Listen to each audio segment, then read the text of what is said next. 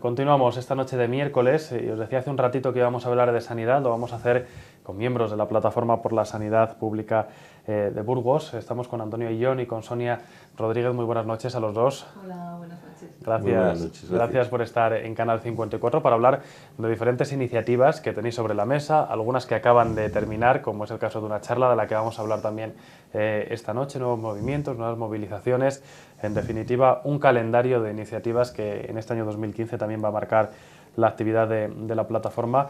En otras ocasiones ya hemos hablado con algún integrante de esta organización, precisamente acerca de la situación sanitaria, de la evolución que tiene, pero yo creo que es obligado además contextualizar, ¿no?, todas estas iniciativas y actividades que estáis poniendo sobre la mesa, porque mucha gente en sus casas podrá tener una valoración personal al final de cómo está el sistema sanitario, por lo que vive en primera persona, por lo que le comentan, pero cuando se tiene que hablar de términos más generales, de cómo tenemos, por ejemplo, la sanidad en Burgos, ¿cuál es el momento por el que estamos atravesando, Antonio? Pues estamos en un momento crítico. Crítico, quiere decir crítico en términos médicos, estamos muy mal. ¿Que no? Yo agradezco la oportunidad que nos brindas para transmitir a la población una idea muy importante en los tiempos en los que estamos ahora. Nos estamos jugando la pervivencia del modelo sanitario que hemos ganado con mucho sufrimiento durante muchos años en España. No puedo centrarme solo en Burgos, porque el problema no solo es de Burgos, aunque aquí tenemos un problema específico con el hospital universitario, del que luego podremos hablar. Nos estamos jugando la persistencia de un sistema sanitario que es elemento básico para cohesionar una sociedad. Todas las sociedades son desiguales, son injustas, algunos más que otras. Bien, pues hay algunos elementos clave, por ejemplo, un sistema sanitario de cobertura universal, que hacen que esa desigualdad sea un poco menor. Digamos que al menos frente a la enfermedad seamos un poco más iguales. Y esto lo ha conseguido en buena medida el sistema que todavía hoy tenemos, pero asistimos sin ambajes, sin disimulo, a su demolición. Están intentando demolerlo, convertirlo en muy poco, convertirlo en un sistema para pobres, esto lo puedo explicar porque suena duro, y ofrecer a los demás que se busquen en la jungla de la medicina privada. Y básicamente por eso estamos trabajando ya desde hace 2 años. Hoy en día ya no se puede hablar, Antonio, de sanidad universal, de sanidad al final para todos, entonces. No se pueden utilizar esos términos que históricamente en nuestro país, o por lo menos en las últimas décadas, han ido asociados al sistema. Pues te voy a explicar ahora, Sonia. El primer decreto que toma el gobierno que tenemos ahora en Madrid, que se llama para la sostenibilidad del sistema sanitario, consiste en expulsar del mismo a 870.000 personas. Y yo, ahora te lo voy a explicar mejor, Sonia, pero yo le explico a la gente cuando pasa esto. Esto es como si en nuestra casa, que somos, podríamos ser un matrimonio y 3 niños, pues llega poco dinero, y decimos, es que no tenemos dinero para comer. Solución, echamos al pequeño a la calle, lo ponemos en la puerta de la calle y que se las arregle. Al pequeño, al más desvalido además. Y entonces, entre los 4 que quedamos, a ver si es sostenible nuestra situación. O sea, que de universal nada. Sonia, hablamos de esa reforma sanitaria que venimos escuchando sobre todo en los últimos tiempos. La gente me imagino que sabe perfectamente a qué nos estamos refiriendo. ¿Cómo quedan esos términos a los que yo hacía referencia? Es verdad, es cierto que durante toda la democracia todas las reformas que se han hecho han ido dirigidas a universalizar nuestro sistema público de salud. Sin embargo, esa tendencia se quiebra absolutamente en el año 2012 con el último Real Decreto, con el Real Decreto de Sostenibilidad del Sistema Nacional de Salud, y significa esa expulsión de una serie de personas. ¿Por qué? Porque se vuelve a tener en cuenta el hecho de ser un cotizante a la Seguridad Social o un posible cotizante a la Seguridad Social, como era antiguamente, como requisito para acceder a ese sistema de salud. Tenemos que tener en cuenta que el Sistema Nacional de Salud ya no se sostiene como antes con las cuotas a la Seguridad Social, desde hace muchos años se sostiene con los ingresos estatales generales, con los impuestos estatales, principalmente con el IVA. Es decir, que no es sostenido exclusivamente por los trabajadores, sino por todos Aunque eso al margen, como dice Toño, esto es una casa donde vivimos todos, los que trabajamos y los que no trabajamos, y debemos de seguir viviendo en buena convivencia. Entonces eso se quiebra y se vuelve a vincular la posibilidad de ser asegurado o beneficiario a esa posible cotización, ¿no? ¿Quién queda fuera? Pues todas esas personas que ha dicho Toño, que son más de 800.000 personas, no son cifras nuestras, son cifras del Ministerio de Sanidad, no nos estamos inventando nada. Y principalmente, después de una pequeña reforma que solucionó el hecho de que se quedaran fuera algunas personas españolas que no habían trabajado nunca, los mayores de 26 años, que en principio se quedaban fuera y lo reformaron a los 2 meses, principalmente los inmigrantes en situación irregular, las personas extranjeras en situación irregular, que antes, cuando eran personas pobres y residentes en nuestro país, o sea, tenían que estar empadronados y con ese reconocimiento de que eran unas personas en situación de necesidad sí accedían al sistema de salud. Ahora no. Ahora, aunque sean personas que carecen de recursos, aunque vivan en nuestro país y paguen impuestos, porque todo aquel que come paga impuestos, pues no pueden acceder al Sistema Nacional de Salud. Solo y únicamente los menores, porque los convenios internacionales impiden dejar, afortunadamente, a los niños fuera de la sanidad, las mujeres embarazadas y por ese mismo motivo, y las personas en situación de urgencia, de extrema urgencia. Lo cual no significa que la ley diga que no se les va a cobrar esa urgencia. Tienen derecho a la atención. Son esos matices, ¿no?, de los que muchas veces se habla. ¿Cuál es la consecuencia? Que si van a urgencias en determinadas comunidades autónomas, porque algunas comunidades autónomas han superado ese sistema con una determinada legislación, como el País Vasco, Andalucía, Navarra, pero por ejemplo en Castilla y León, que no hay ninguna legislación complementaria, pues se les hace firmar un compromiso de pago y por esa atención de urgencias se le puede facturar.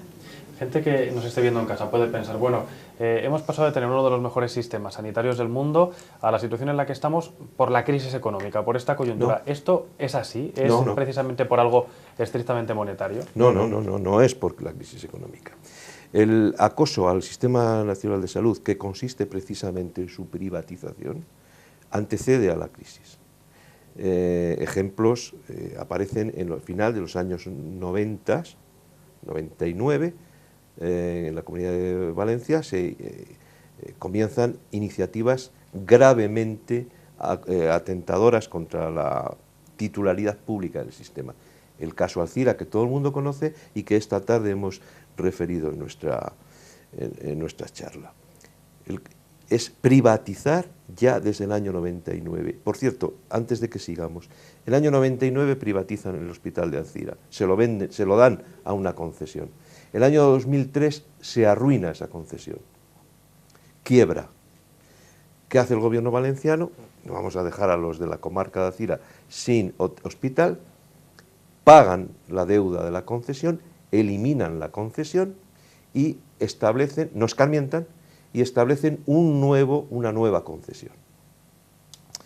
¿Sabes a quién le dan la nueva concesión? A los antiguos, ¿no? A la misma compañía que la había hecho quebrar. Eso sí, con un coste más del doble del precio anterior. Y ya acabo con esto, en este inciso. Acaba de fracasar Alcira y la Junta de Castilla y León dice, hombre, esto está muy bien, vamos a hacer el hospital de Burgos que tenemos que hacer, lo vamos a hacer con un mecanismo similar.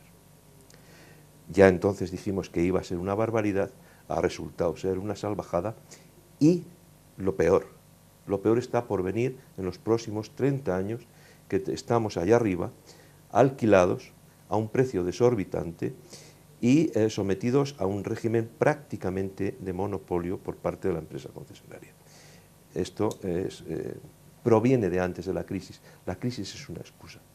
Yo os lo preguntaba porque hay personas, ¿no?, que pueden hacer esa asociación por intentar ir aclarando algunas de estas cuestiones. Sonia, me lo dices después de publicidad porque nos tenemos que ir unos minutos. A la vuelta te doy la palabra. Hablamos un poquito más de la situación concreta de nuestro hospital y también de las iniciativas que desde la plataforma estáis impulsando en este sentido. Va a ser en unos minutos. Muy bien.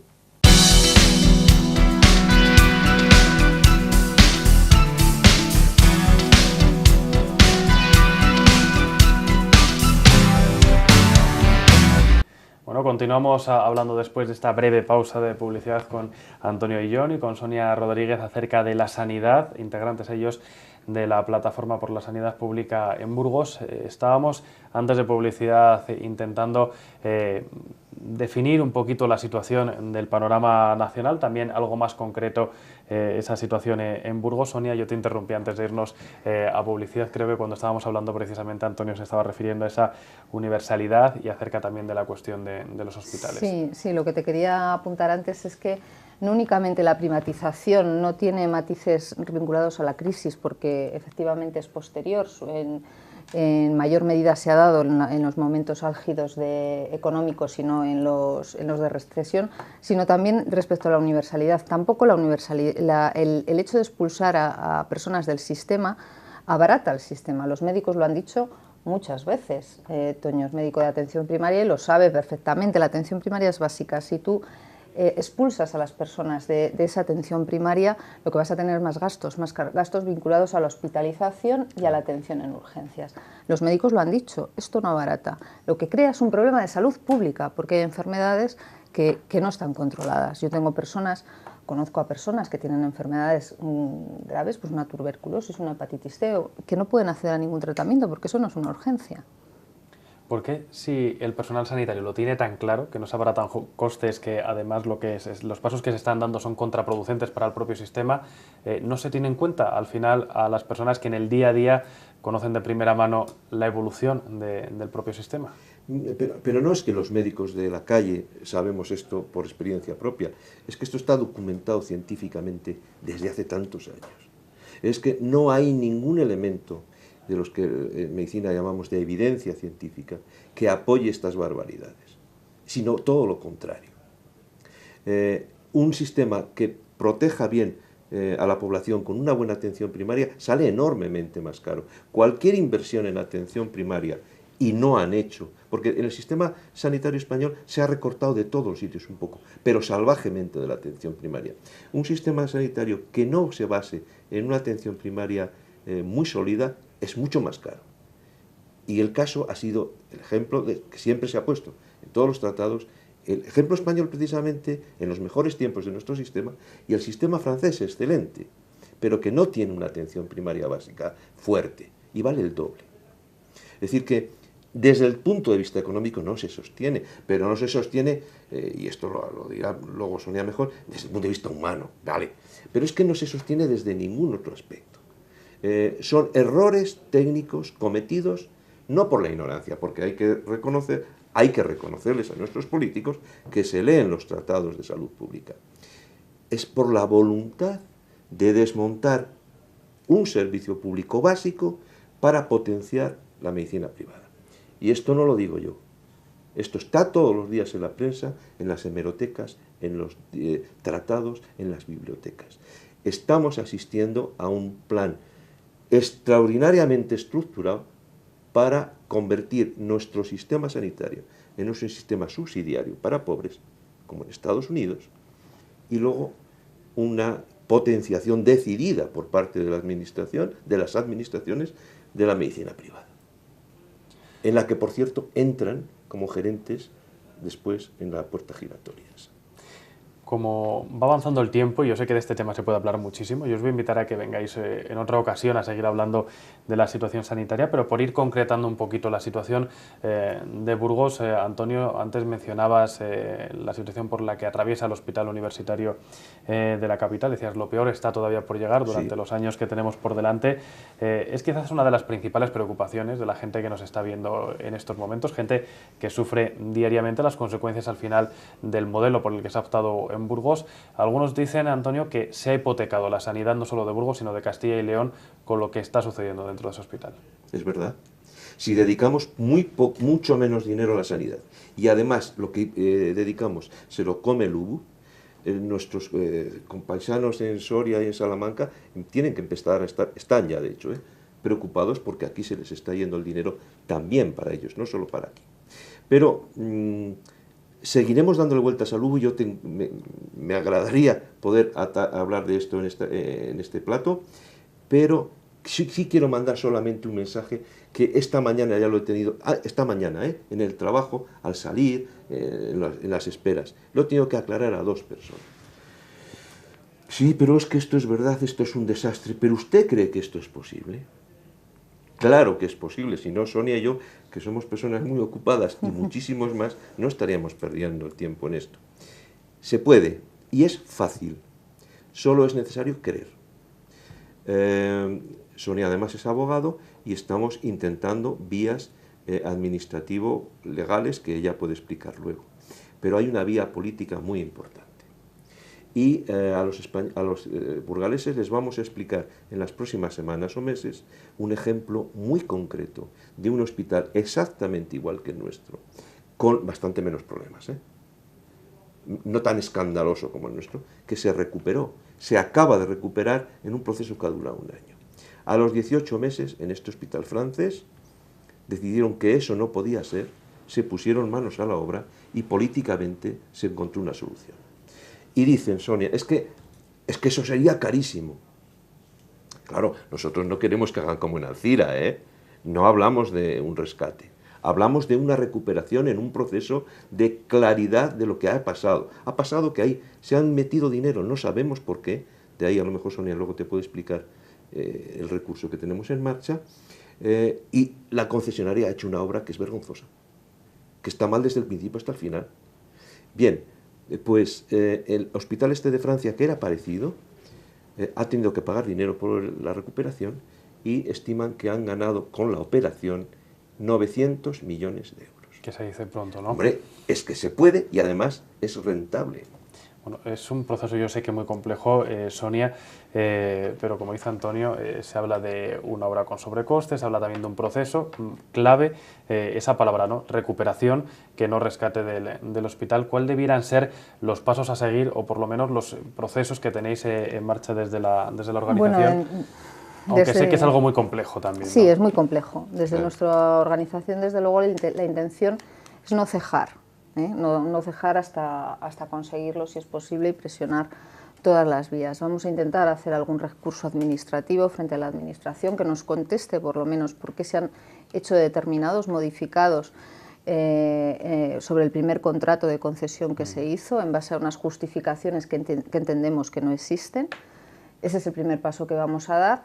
Pero sobre todo lo que vamos a hacer es un gran ejercicio de presión para que por parte de la Administración en serio se tomen medidas y se tomen medidas firmes en base a una información clara. Porque estamos convencidos de que revisando ese contrato, esa ejecución de contrato, esas cuotas, el canon que se va dando anualmente a esa concesión y todos los fallos, todas las cosas que no coinciden entre lo que se firmó y lo que realmente hay, haciendo un trabajo serio de ese tipo se puede negociar esa recuperación del hospital. Hablamos de modificados, además de más de uno, ¿verdad? Hablamos de cuantías además desorbitadas que, aunque se dicen pronto, suponen pues un gasto tremendo, ¿no? Para la Administración, al final para todos los ciudadanos. Como no nos queda mucho tiempo, porque se nos está acabando ya, sé que esta tarde habéis tenido una charla, que tenéis en mente continuar además con este modelo, nuevas movilizaciones de cara a las próximas semanas. ¿Qué nos podéis apuntar de esas iniciativas que tenéis desde la plataforma ya programadas? Seguimos en nuestro empeño. Nuestro objetivo es informar a la gente. Por eso estamos empeñados en llevar estos mensajes allá donde estén. Y hay al menos 2 o 3 líneas de actuación. La vía administrativa que ha comentado Sonia, que vamos a iniciar a final, la semana que viene próximamente, seguramente. Vamos a hacer movilizaciones en la calle. Tenemos hecha una movilización también sui generis, hicimos una manifestación clásica, luego una cadena, la próxima es más entretenida todavía, que la haremos creo que en marzo. Y ahora me interesa mucho lo siguiente. Dentro de unos meses los partidos políticos nos van a pedir que les votemos. Bien, la estrategia fundamental nuestra ahora es un doble llamamiento. A los partidos políticos les vamos a exigir, a la medida de nuestras posibilidades, que no se hagan los locos con el tema del hospital y de la privatización. Vamos a pedirles con mayúsculas, que en su programa, en su agenda, quede bien claro establecido qué opinan de la privatización del modelo del sistema sanitario de salud, qué opinan del hospital, cómo se ha hecho y qué les parece. A unos les parecerá bien y a otros mal, y qué piensan hacer al día siguiente de ganar las elecciones en el caso de que las ganaran. Y les vamos a exigir que eso nos lo expliquen muy bien a los ciudadanos. Les vamos a poner, si podemos, en las pantallas de televisión y desde luego en cualquier sitio que podamos hacer debates para que nos lo expliquen. La primera llamada. La segunda llamada es a la gente.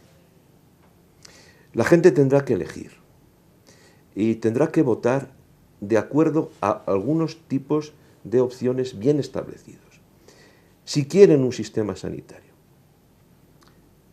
solidario, en el que disminuyamos las dificultades, las diferencias sociales, o quieren un sistema sanitario como el de Estados Unidos, en el que en la jungla cada uno se las arregla y queda un huequito que paga el Estado para los pobres.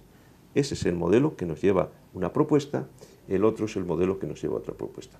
Vamos a pedir a los ciudadanos que sean reflexivos y que se hagan esa pregunta y que busquen la respuesta y que voten según les interese, pero sabiendo lo que hay.